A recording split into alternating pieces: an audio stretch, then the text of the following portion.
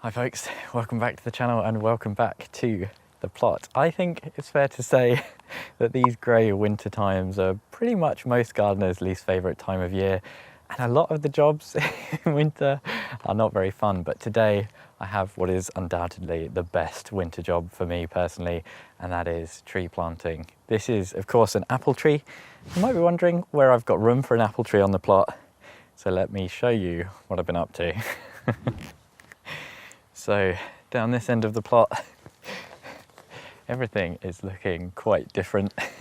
You'll remember there was previously an apple tree that stood here. I was umming and ahhing about what to do with this tree. It just wasn't doing what it was meant to do, and my hand was somewhat forced by Thompson & Morgan very kindly offering to send me a free apple tree. This one is a Lord Lambourne dessert apple tree, and it's on an M26 rootstock, which is maybe slightly bigger than you would normally go for in this little space at the end of the allotment, but it's what they had for this variety, and I think it should be okay. I'll just have to keep on top of pruning it, and I might have to fight with it a little bit, but I am so excited. One of the issues with inheriting apple trees on an allotment is that a lot of the time they've been really neglected, and that was true for both of these trees. I've been doing an awful lot of research about fruit tree pruning, and really it's an art that you have to kind of learn, and I'm really excited to be able to start from scratch with this one, essentially a blank canvas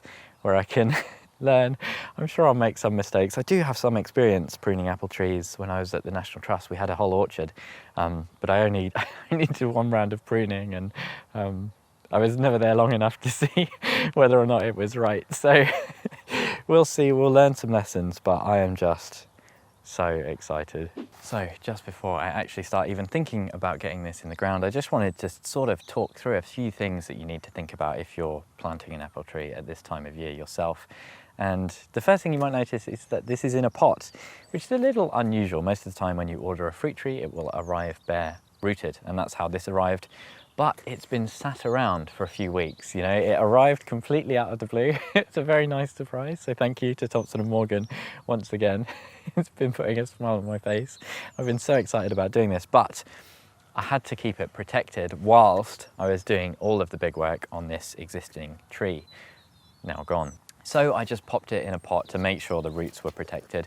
When they first arrive, it's really important that they don't just sit around in their little bag. You want to get the roots straight in water. If you're going to be planting it within a few days, you can just leave it in water. Or if it's going to be a little while, like this has been, it's good to just get it in some soil, protect those roots. And the next thing, before planting, I suppose you really want to be thinking about the growth form of the tree already. I'm pretty happy with this. There is one little bit of damage, and that needs cutting off. You always want to take apple trees back to what's called the branch collar, and you want a nice clean cut so the tree can heal.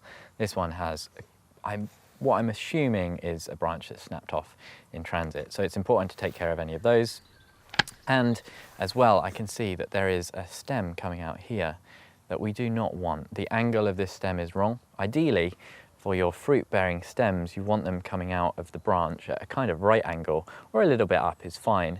But when they come up like this at a kind of 45-degree angle, you're going to be potentially introducing a weakness into the tree. As that gets loaded with fruit, it's going to bend over, and over time, the main stem might split, and that can be a real problem. So I think this is probably going to be okay for now. I'm going to leave this on. You don't need to prune these back before you plant them, especially when they're so young, but this will be pruned next year almost immediately. The other major thing, of course, to think about before you start planting or digging any holes is exactly where the tree is going to go.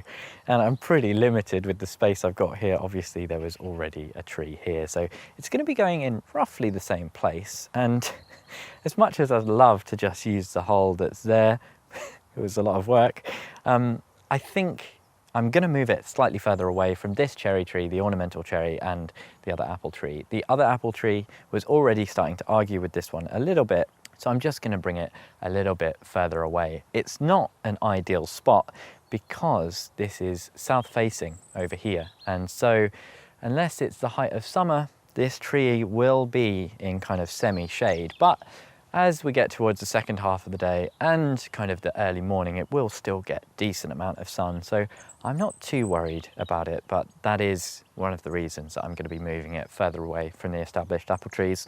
The risk is it will start to interfere with the path that we've got over here, but as long as I keep on top of the pruning, it shouldn't be an issue. So one of the other things I've had to consider before getting the apple tree up here and ready to plant is soil type. Now, like 90% of things that you read about apple trees, like a free, well-draining, loamy soil that isn't too sandy and isn't too heavy with clay. And what have we got here? Well, you can see a little way down, it's not actually that far. There is a clay pan, you know, under this soil. You don't have to dig very far until you just hit what is pretty much solid clay. So I'm gonna have to dig a hole a bit deeper than you normally might for this tree, I think, and just make sure that there's some really nice free draining soil in amongst all of the compost that it's gonna be planted into. So I'm happy with the tree. I think it looks pretty good. I know pretty much where it's going and we know what we're doing with the soil mix. There's just one other thing to consider before starting any work on putting this in the ground, and that is the support that it needs. Every apple tree and every rootstock is different. Some apple trees will need supporting throughout their entire lifespan. This one is an M26, which is set to be self-supporting within about 4 years. So at this kind of early stage, it is going to need some support from the buffeting winds. And in the shed, I have a load of these old ash tree kind of pollard coppiced pieces, I suppose you could call them. And I've been waiting for it to find a use, and I think this is going to make a decent tree stake. It'd be nice if it was a bit thicker, a bit chunkier, but I'll put a point on this at the bottom, stab it into the ground, hammer it down, and that should do a nice job. Ideally, I'd have a tree tie, you know, a special rubber one. I don't have any of those, so we're just going to use a bit of string, and I'm sure it will be grand. Let me put a point on this, and then we can actually start getting this in the ground. I love it.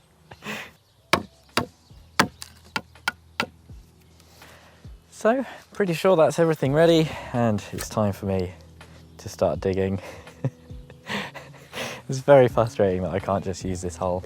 I was very tempted, but this is one of those things where you really want to do it right, because it's going to be in position for years and years if everything goes to plan. So I'm going to start digging. Wish me luck.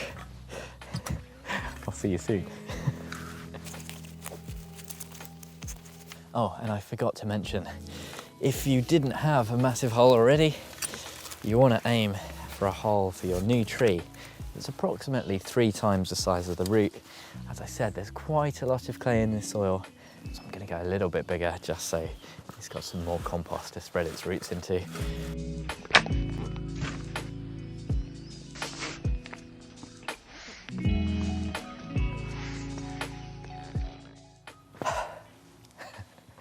Sometime later, I think this is mission accomplished. This is, I think, what you would call overkill. But like I say, there is just so much dense clay in here that I really want this to get off to the best start. So now I'm gonna I've just put this tree in here to demonstrate the height really. And now I'm gonna get in here with the fork, really turn all this over, and then just fill up the majority of this with compost. I'm a little bit worried it might be too rich, so I'll mix in a little bit of what I've dug out, but really just a little. And then we should be good. This is a lot of work. And because it's so much clay, it just sticks to the shovel. Every shovel, you end up with this heavy load of clay that you're trying to get off the spade. So, I'm still catching my breath. Let's get this mixed in. While I want this to be loose and mixed in, I don't want there to be any big air pockets, because air pockets will not do the tree any favours. The issue is, if I try and stamp on this and push out the air pockets, because there's so much clay, it will become just compressed clay, which will be very difficult for the roots to push through. But that's one of the reasons I've gone so deep. I'm mixing this up. And now we're going to get the compost in here, and hopefully it should just all be a bit more balanced. More of a balanced mix in the soil. First load. Maybe this won't take as many wheelbarrows of compost as I thought.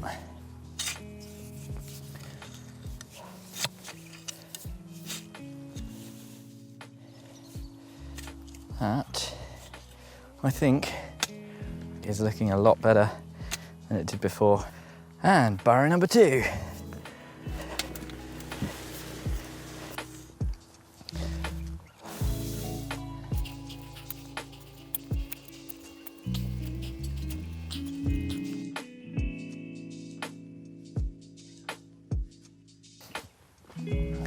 Oh God.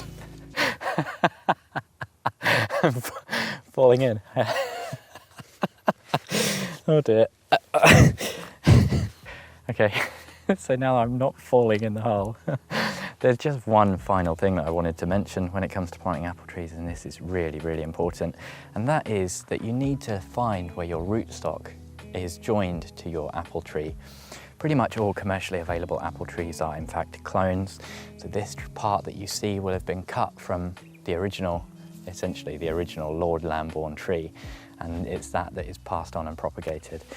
So it's attached to a rootstock and it's kind of grafted with tape, and they kind of grow together. But what happens is if you plant the actual tree part, the actual apple tree, the clone, under the soil, it will start to send out its own roots, and it can just cause chaos. And as well, it can damage the bark under the soil, and if the cambium layer around the bark gets completely damaged, then your entire tree will die. So it's really important that you keep this rootstock above, and that should be no problem with this. All I need to do is sink this in a little bit, just make a little hole for it, and then put it in. This was quite a lot of work. Good fun though.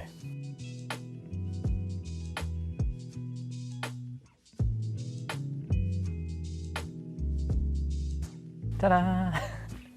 We're in. One last thing to do, and that is to kind of orient the tree the correct way for the space. It doesn't really matter because you can train this and make it go whatever way you want, but I did nearly forget that I really want this to be sprawling out left and right at the start, just because that's going to be kind of nice if it's growing that way instead of towards the cherry tree over time. Obviously, it'll start growing that way anyway, and that's fine. But wow, can you tell I'm a little out of breath? And you can see I've used the same technique here that I use when potting up my plants. I don't really know if you're meant to do it with a tree, but I've just left it in its pot so that we can take it out, and we've got a nice hole for this to go into. I'm gonna get it in, and then a nice thick layer of wood chip to act as a mulch and just kind of suppress weed growth for a little while. Let's give this a go. Yeah, as you can see, this is just completely loose, but that's not a problem. What we can do is just pop it in our pre-made hole, try and make sure it's upright instead of at a massive angle. Is that about right? That looks okay to me. And we can just fill it in with the pot. And this, I suppose, is the part where you really need to make sure there's no air pockets around these roots. Get it in nice and tight.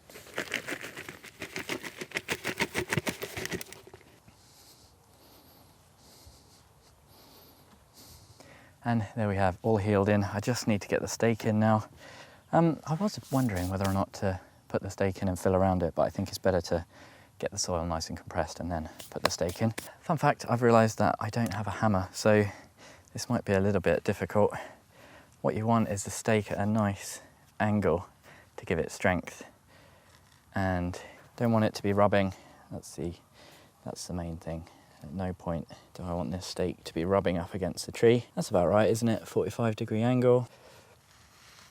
First bit's easy because that's all been dug. Don't have a hammer, so I'm improvising. Random block of pallet wood. Maybe something a little heavier. the old apple tree. I'm taking great care to not hit the apple tree itself. If you've got a hammer for this job, I would recommend using it. I think that should do for now. It should give it a decent amount of protection. I always say on this channel, I'm no expert, it's never a how-to. I'm just showing you what I'm doing, the mistakes I'm making along the way probably. So for this I'm just doubling up twine and going around the stake in a figure of 8 so that it gives a lot of room for growth. I shan't imagine that this will stay for too long, this little bit of twine. It's barely tight at all at this stage. Ta-da! Right, mulch.